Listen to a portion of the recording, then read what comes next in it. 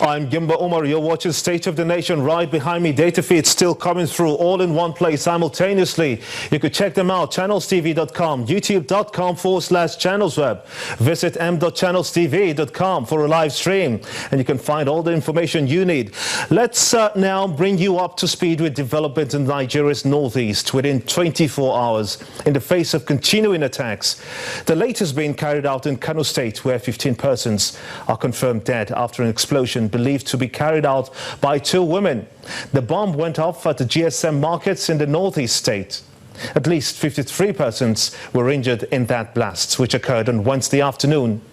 When earlier in Yola, the Adamawa state capital, 34 people were killed in the fruit and vegetable market as well at about 8 p.m.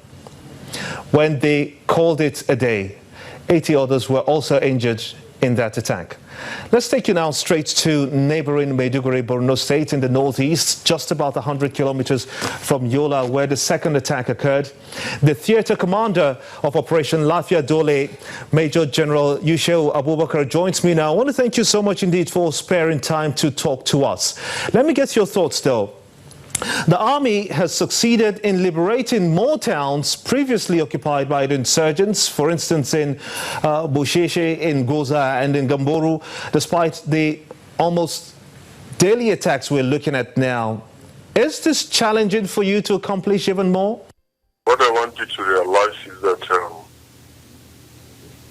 she's able to know the tactics of the Boko Harams.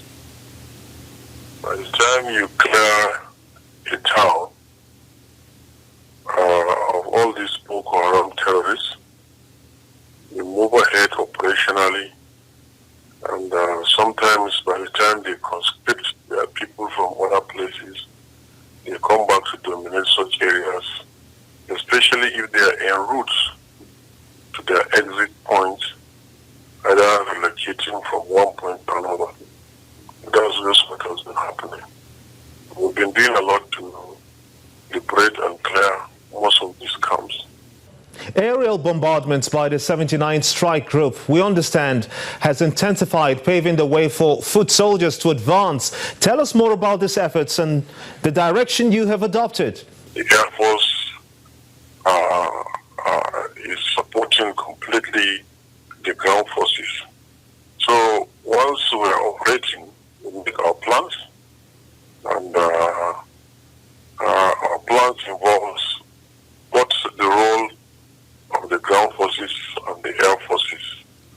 Remember that while the air are up there, we have the ground forces and we have our artillery forces too. Our artillery assets and resources. And in such circumstances, we coordinate, and operationally and tactically, there are ways we do our things, especially when approaching gains of enemy location.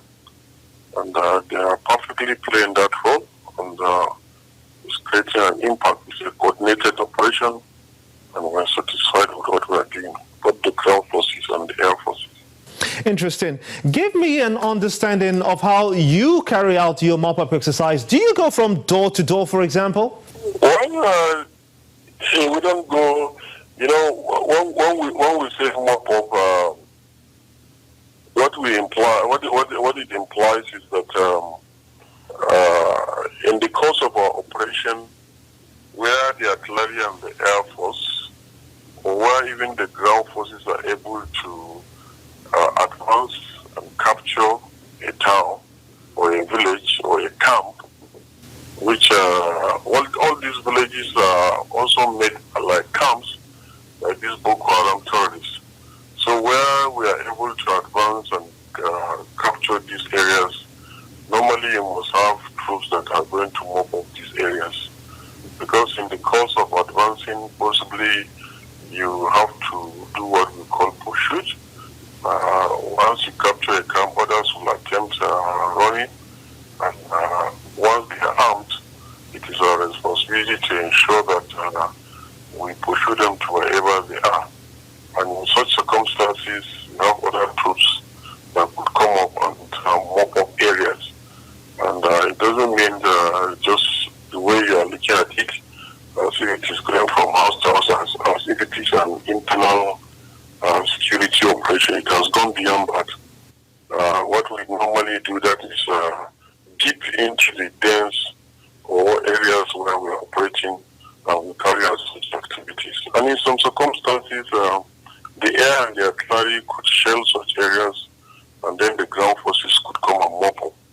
Because remember, the air bombardment or the artillery bombardment is from a distance, and it's only when the ground forces move in that they should be able to mop up those areas, possibly some arsenals that are left behind, or some of these terrorists that could withstand and still want to fight back.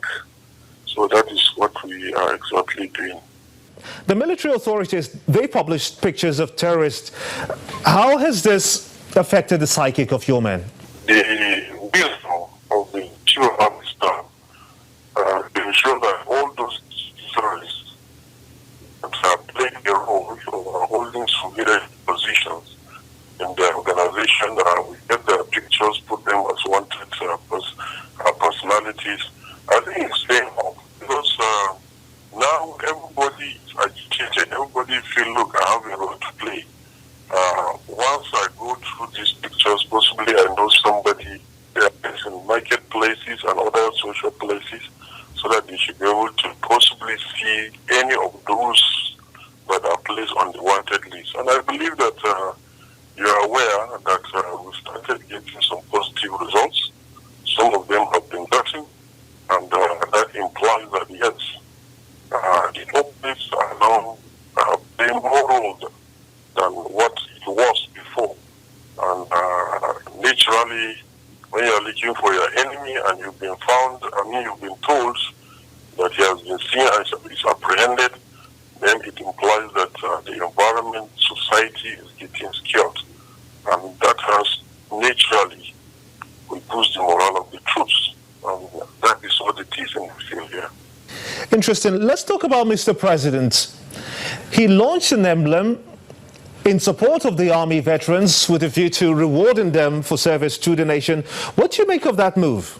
I think it's long overdue, especially when you come and see the commitment, the patriotism, the nationalism of our troops here, and wherever they are called national duty.